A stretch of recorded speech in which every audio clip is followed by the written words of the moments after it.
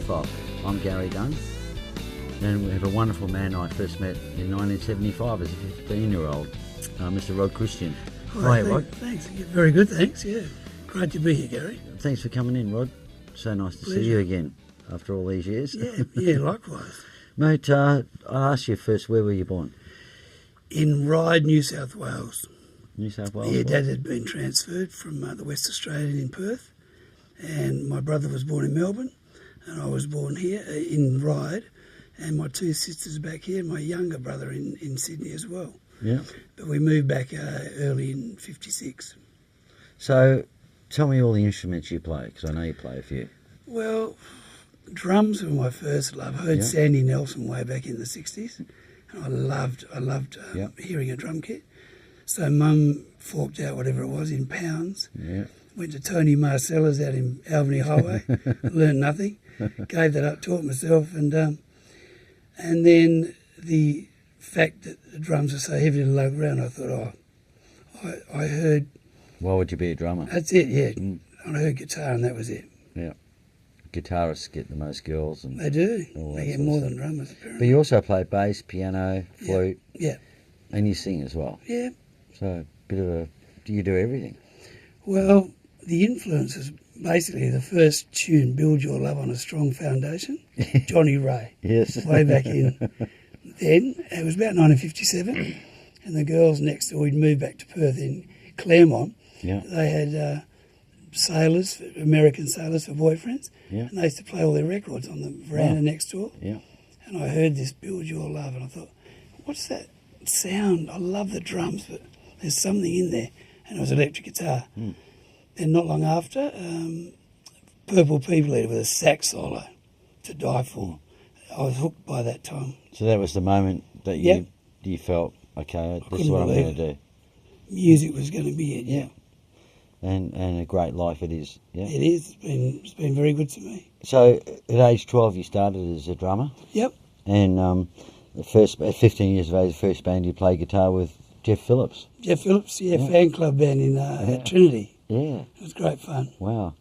I dabbled in a few bands at Trinity on drums. Yeah. But I taught myself guitar in that year, and he was looking for a guitar player, and I joined. Wow. It's amazing. Drummer, guitar player. Yeah. Anyway, I won't say anything about that because he'll just get angry at me.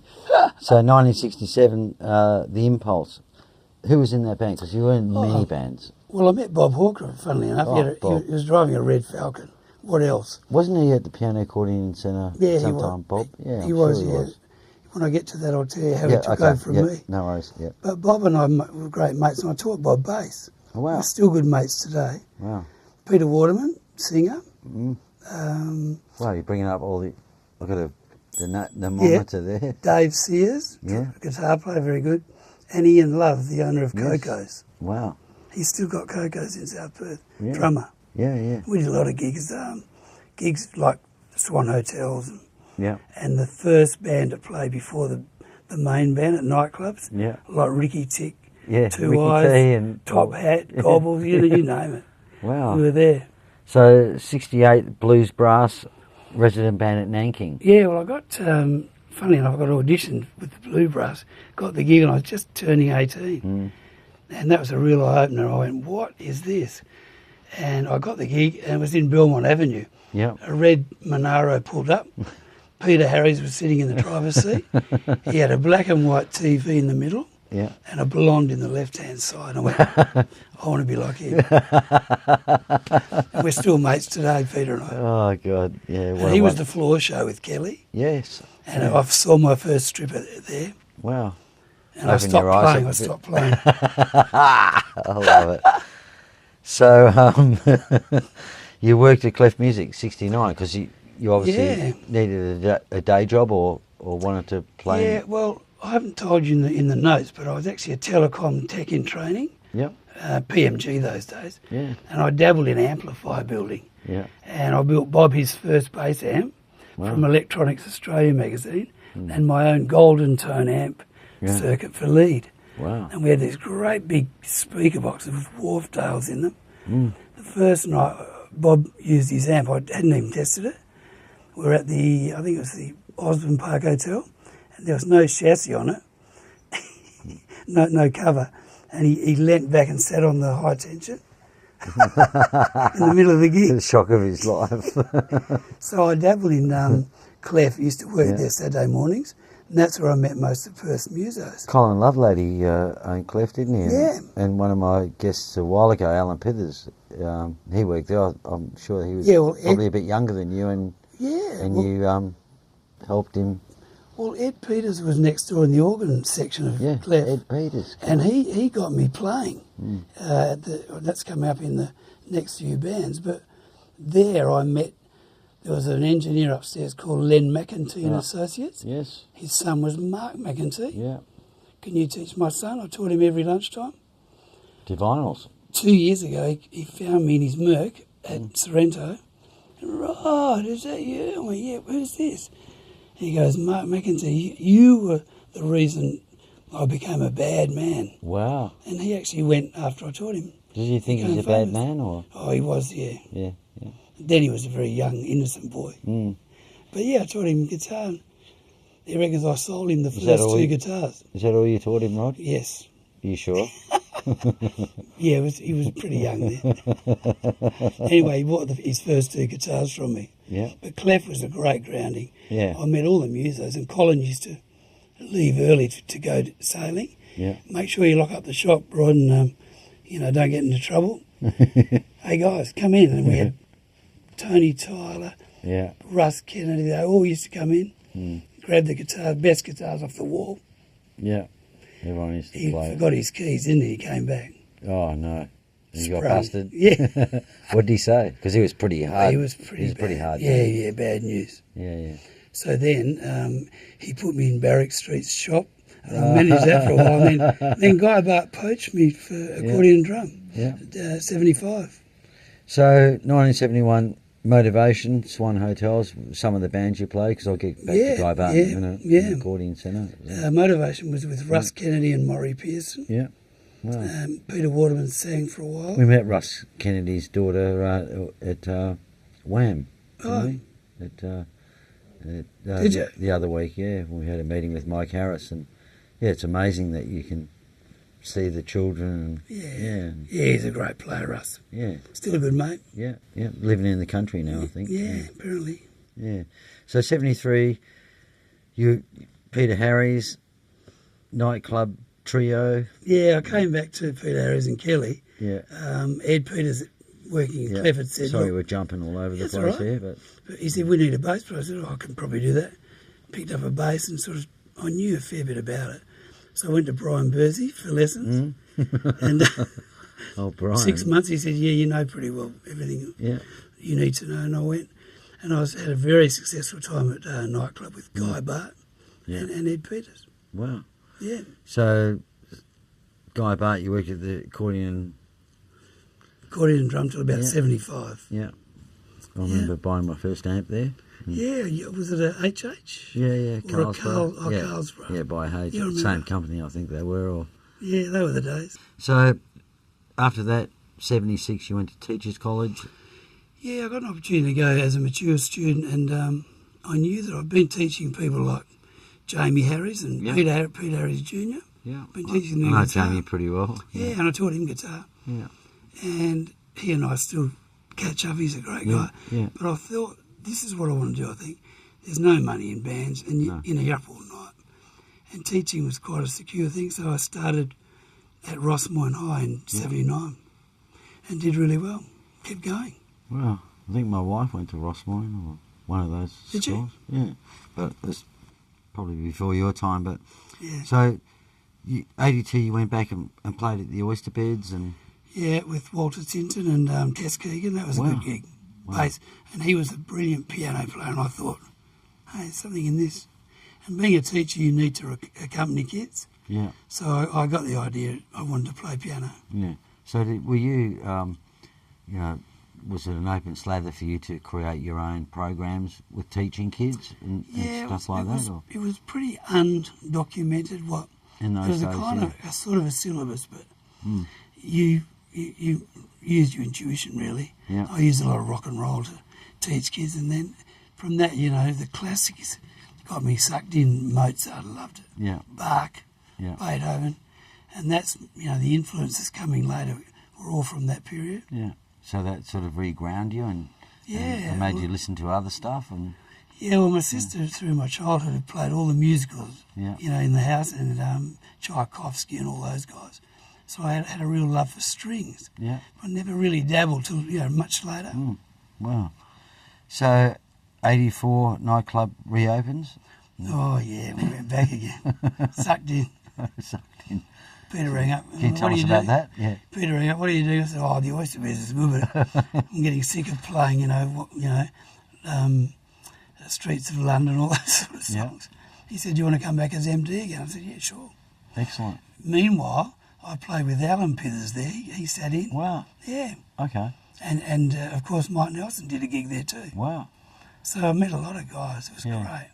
Alan was fun. He was great. Yeah. Still see Alan and Malcolm. Yeah. We backed up the Malgrey too, the two boys. Wow. His brothers. Yeah. Of course, Kelly and I, we're still great friends, and I still accompany her. Yeah. Yeah. Fantastic. And so rock and roll show band with Paul Millard. Paul Millard joined as sax. Peter Waterman came back as singer. Bill Shittick, a lot of people remember him, on bass. Yeah. And Trevor Cooksley on keyboard. Wow. Norm Buchanan on drums. Wow. Peppercorns. So they were all great guys. That was fun. I've got to get Paul Millard on the show because so many people mention him. Oh, you must. Yeah, so remember that, guys. Yep. So I've got here from 1985, we go to 2010. So between 1985 and 2010, there's a lot of years there. Yep. 15, if I'm correct in my math. So, that's quite a few. Sorry, I'm not correct in my math. Thank you for pointing that out, Midget. Whatever it is, school took over. I did a lot of musical writing. Yeah. I got interested in writing. So my first song basically started in 75, and I used Junie Norris as my first singer. Okay. And we recorded a single. But then it was not till about the year 2000 I started really writing really well. Yeah. I wrote Cruisin' the musical with Peter Waterman. Wow. In 2003 we did a great big show in Sydney, and I got an agent then. So you were living over there as well? No, we went there and did it. We just did it from here. Why isn't any of this written down? That's another period. Oh, I just can't trust anyone, can I? And then the opportunity came up to hire Glenn Shorrock in 2007, and I went back to Sydney and had an interview with him, and he agreed, yeah, I'll do it. Wow. So we had a huge show at the Regal. Wow.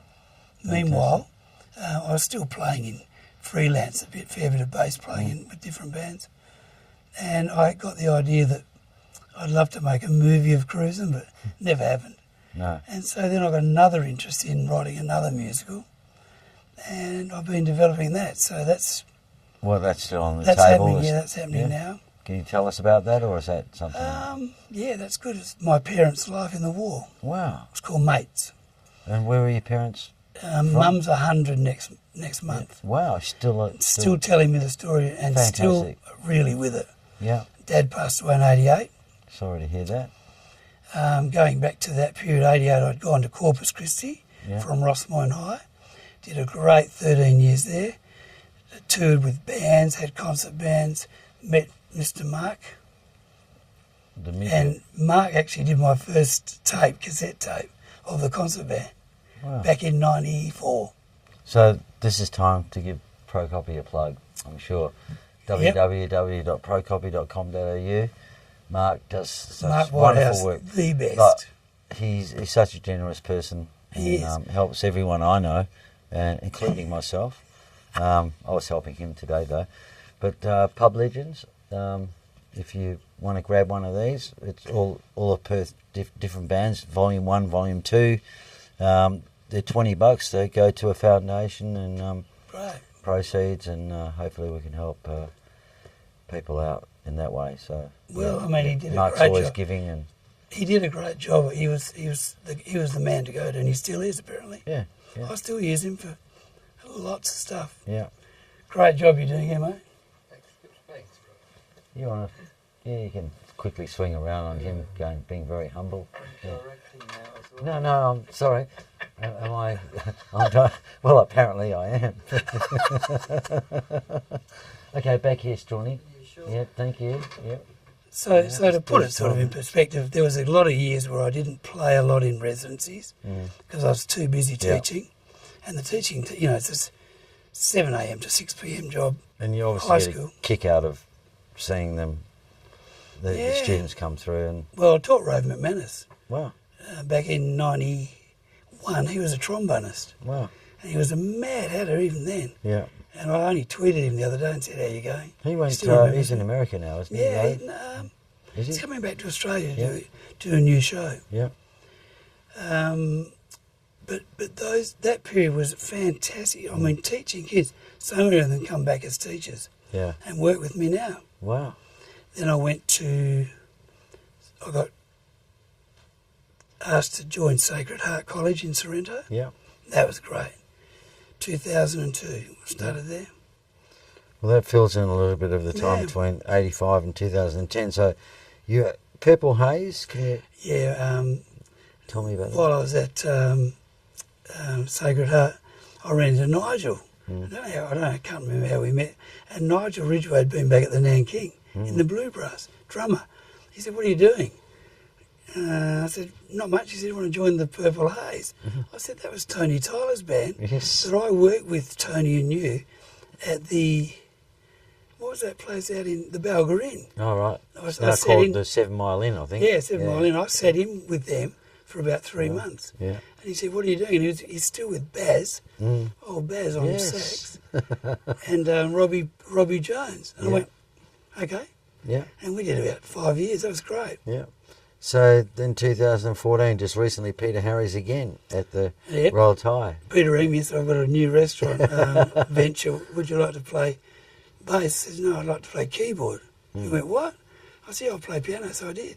Wow. And we got Dennis Bird on drums of Ricky May fame. Wow. And Kelly's married to Dennis, as you know. Yeah.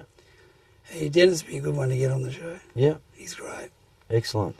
So that only recently packed up last year. Yeah. And these days, what are you doing these days? Well, I'm writing that musical. Meanwhile, last year, my agent in Sydney is David Spicer for musicals. He said there's a guy in Melbourne who's doing a great show, a great musical all about the Melbourne Olympics. Can you help him? He said his soundtrack's not very good. So the guy sent me the soundtrack. I went, yuck, country and western, down. I went, right, this is what I can do. So I orchestrated the whole thing. Greg Bird, if you're listening, just lock your ears. You know what I mean? It was pretty basic country, CG, whatever. And I orchestrated with trumpets and strings and that. And that's going to be released next year. Wow. We're finished. Excellent. Meanwhile, most of my writing happens at 4 a.m. When everything's quiet, I have this moment I get up and my wife Glenda goes, where are you going? Stop. I've got to go down and write. I run into the room. I wrote Uluru for orchestra and choir. Wow. It just came to me. So while you're sleeping? You think so by 9 o'clock that morning I'd had it sketched. It's a 9-minute piece. MLC Orchestra, Methodist Ladies College, got in touch last year. That thing you wrote, can we tour it with our concert band and orchestra?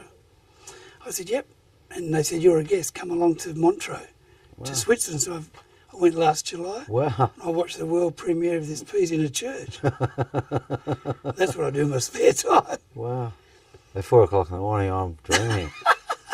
Can't get me. So that's now being considered by Uluru Tourism to be their major thing for next year. So what would be the greatest concert you ever went to?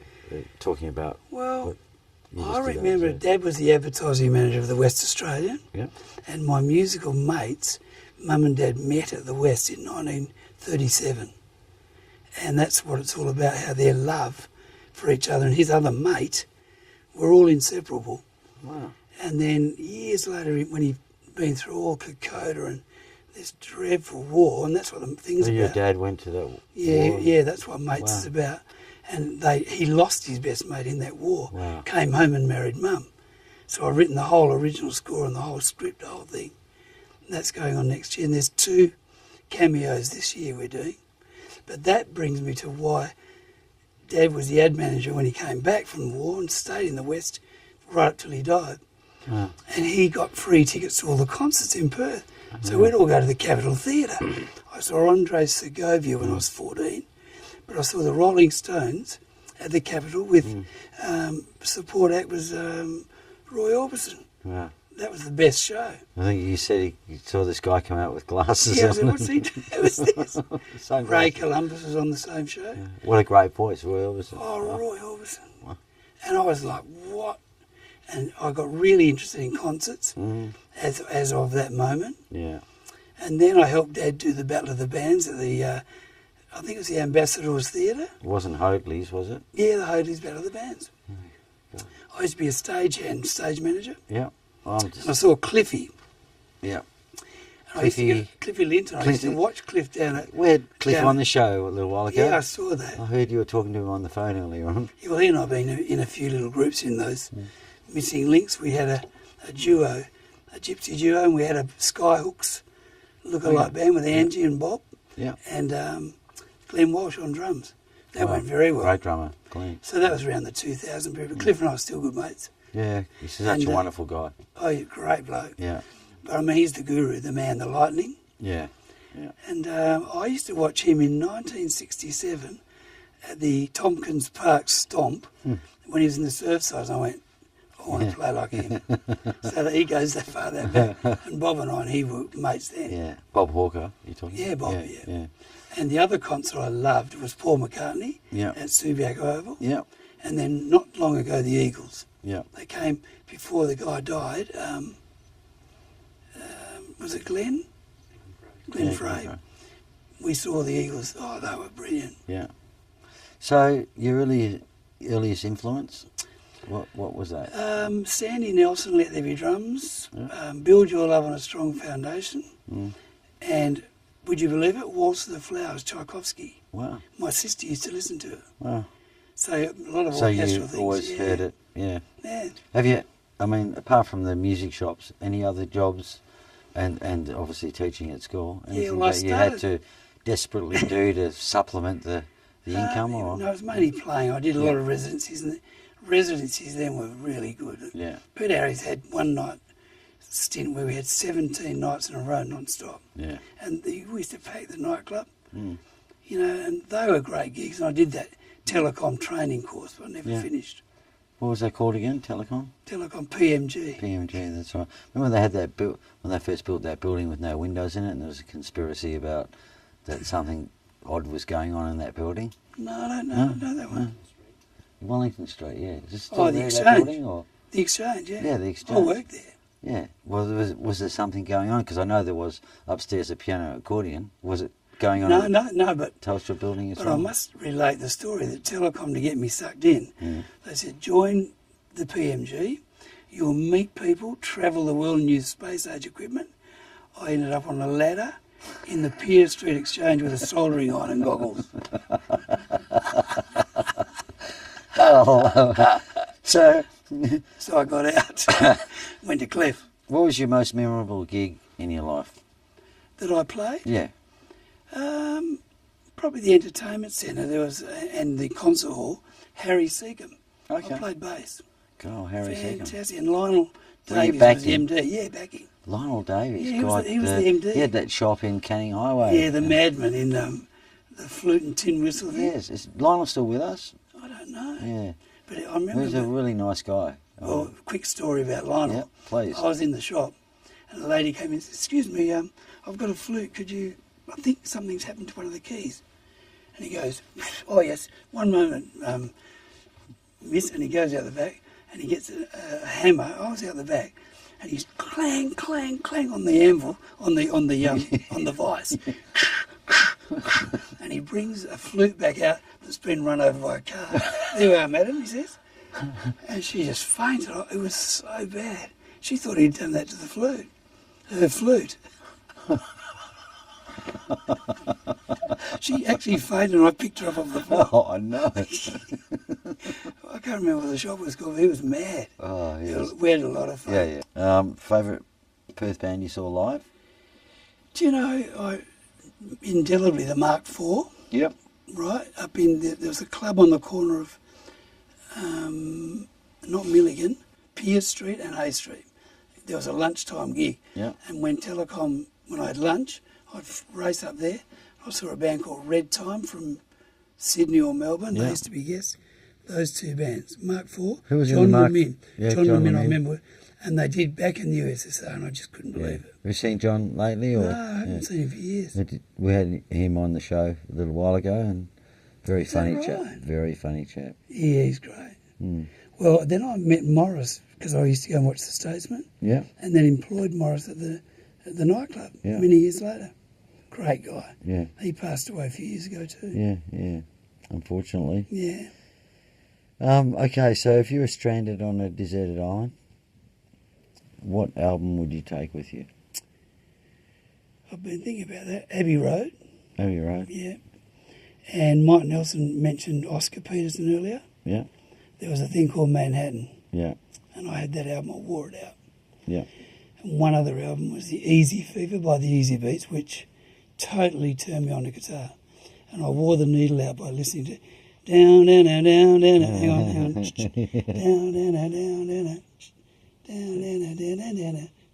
It's funny how we had to learn songs in those days. With a needle. Sit in your bedroom and just keep pulling it back and back until you got it.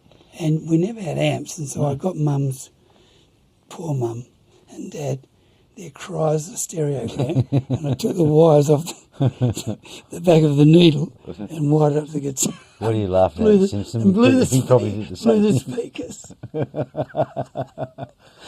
Oh, that was Oh my God! I only asked you one album, but you told me three. Yeah. That's cool. No worries. Yeah, it's very hard. Yeah. What was your favourite TV show growing up? You wouldn't believe this. Rin Tin Tin, Leave It to Beaver, Mike mentioned, same. Mm. And then Countdown in my teens. Yeah. Oh, Countdown, that was it. Yeah. Gospel. 6 o'clock. Yeah, and I remember 6 o'clock rock. Mm. And I was pretty young when that was on. Mm. Johnny O'Keefe. Yeah. Years later, I backed him on telethon, and Johnny Farnham. Mm. We used to do the telethon stint as Guy Butt and Ed Peterson. I used to do I used to 16 see you hours. on there. 16 hours live. Yeah. No rehearsal. Yeah. We just backed them as they walked up. It's all changed now because there's no Perth WA stuff.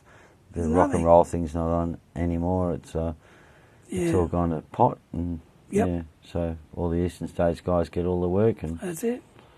we're scrambling around for nothing. So anyway, It's pretty bad. that's probably a little bit political, well, but as Mike pointed out, the scene is different. You've got to really work. See, I do a lot of songwriting for film over in America. yeah, No one ever hears about it here. And I write lots of background music for shows. yeah, And I do that in my studio of my own. yeah, Play all the orchestral parts in. yeah, So it's a bit of the old Hans Zimmer. yeah. You got lots of strings on your bow, haven't you? Yeah. You know. But it's amazing how not many people know that. And yet, you collect a royalty from somewhere way away. Yeah, and you watch a movie and the music moves you in that moment, and it could be the old Rod Christian that's written it. That's it. I'm watching it and going, It wow, might be one day. well, I probably heard something. Yeah, you could have. Yeah. Not that I watch much TV for movies. I watch sport, but Do you? Yeah. yeah. Great. Yeah. Bit of footy. Footy, Yeah. whatever sport. Yeah. Yep. Makes me lose my mind into another place, I think. So, do you collect anything? Yes. What do you collect? I'm obsessed with old telephones. They've got to be PNG. They've got to be from the PMG. Oh my God. They're dictaphones, Yeah. and they're wooden. They used to be intercoms that were around town. Anyway, they were $1 in 1965, and they're $5.50 now. $5.50. $550. You Wow. can find one, they're worth money. And eBay and me, we get on pretty well. If I see one, I've got to have it. Dictaphone. So that was. They're called dictograph. Oh yeah. They had buttons on the front. Yeah. Yeah. Wow. I think my wife thinks dictaphone up your ass, you know. I've got so many of the bloody things. What's your wife's name? Glenda. Glenda. I'm sorry. She goes, apologising. she goes, you've taken over 2 rooms with your phone. And Have your you studio, really? Yeah. 2 rooms. Yeah. So tell me, what is a dictaphone? That word. What is a dictaphone enthusiast or collector? What do you do with them? So you walk around the room and you go, "Hello, Dunn. Oh, hello." No, they're just in cabinets. They're just there. No? They're not. They're passive. Okay. But I've got this thing. So you walk in and just look at them Yeah, and go, look at this. There's the phones. Wow, And look at that dictaphone. Yeah. Wait, no, I don't mean to. Yeah, I'm not trying to be rude. No, but they're in the studio and they're a great topic of conversation. They go, "What are all these phones?" I go, "I don't know. I just have to have them."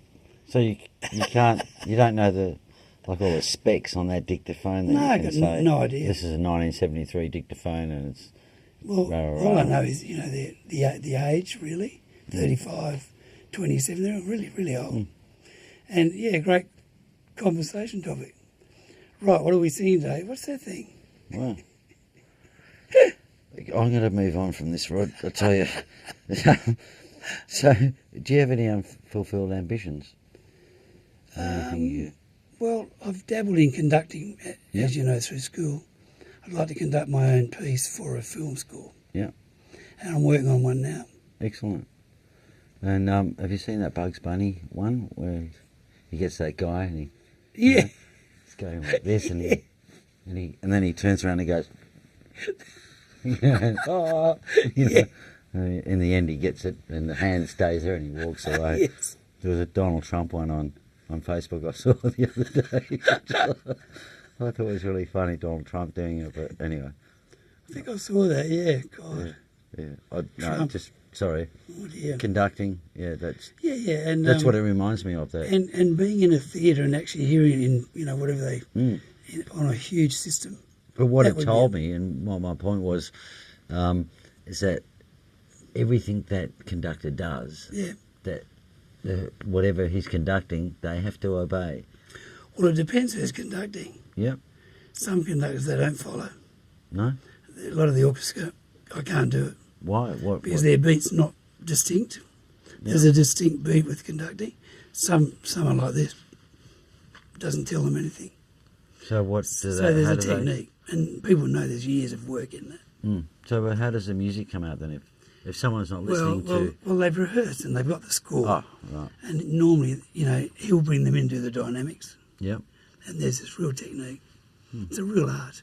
So that's my goal. Absolutely, and that's what I got from the Bugs Bunny thing, and I'm trying to make light of it, because it was the most profound thing that I think I ever saw, was, just how someone... The Trump, no. Yeah.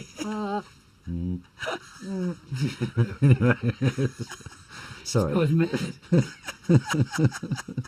So what would you put on your gravestone? I'd put, here he was, like a mature beer, older Budweiser. Older Budweiser. And then next, because everyone who knows me knows that I used to say next all the time. So, sorry to cut you off. That's okay. Just thought I'd throw that in. No, that's very funny. I love that. And Al's probably writing something so we can do the question thing. So what tips would you give to a young musician, like someone coming up? Is there something you can enlighten us or help them? Yeah, I use the term at schools. I'm still teaching. I've got another job at Prendeville College this time. Use your ears as musicians. Listen, listen, listen. Learn from listening to the older people, what they did. Go back and listen to the stuff we were brought up on. Yeah. Because if there's that clip on the YouTube that there's about 18 different songs these two guys put together using G, D, E minor, C. Yeah. They're all doing that. There's no real chord structure anymore except Ed Sheeran. Ed Sheeran's taken that new thing forward, and I love Ed Sheeran. Yeah, I totally agree. Yeah. Actually. Finally you can hear some chords we can all identify again. Yeah. So I say to kids, listen and learn and be professional, persistent, and practice. Wow. Very profound. Yeah. And no, that is. And proactive. I think because I won't sort of mention who, but I think that everyone forgets about the older generation. Yeah. Everyone's into the newer stuff and moving on, and I think that, and this is what we're trying to do here, and is to go back and who cut the grass for everyone. Where does it all come from? While we're interviewing people like yourself, and I think it's a great concept, because you'd never know. No one would know, and we'd be gone. People at their peril now are just saying, let's just take the young kids now and move forward. Yeah. And that aren't looking at where it all happened and why it all happened and where it all came from. Yeah. I think that's a big mistake. It's a real pity. It's a pity. Yeah. No, I think this is perfect, because, listening to the ones you've done, there's been some fantastic interviews already. Yeah. They're brilliant. Yeah. And I didn't know half the stuff those guys did. Yeah. Because we were all working in different bands. Yeah. And we never really, if you're a bass player, you never met the bass player, did you? Yeah. Because you weren't working with them. No, that's right. So, but I've been very lucky. Through teaching, I've employed people like Paul Millard, Robbie Pisano. Yeah. Let me think. Trumpet teachers, Lindsay Timms, Kieran Hurley. There's so many people I've met through teaching, and we've worked together as a result of that. Yeah. It's great. And everyone who comes on the show always worries about, who do I leave out? There's millions of them there. And there's so many people. It's very hard. Yeah. Look, Rod, so nice to have you here. So nice to hear your stories. The stories I heard in the other room were much more interesting than what I've heard. They're all untrue. On camera. They're all not right. They're all not true. Thanks for having me, Gary. It's really great. Yeah, cheers. Thanks for hanging in there. Thanks for what you do. I think it's brilliant for the. Thank you very much. For the audience who watch this, they're going to learn so much. Yeah, thank you. Great concept. And it's people like you that have helped it along the way, and thank you so much. Thank you. Appreciate very much. it. So that's it for this week. Rod Christian, legend on all sorts of instruments, great stories, and join us next week for the next edition of The Profile. Thank you. Here's Haze. Nice to everybody. Good.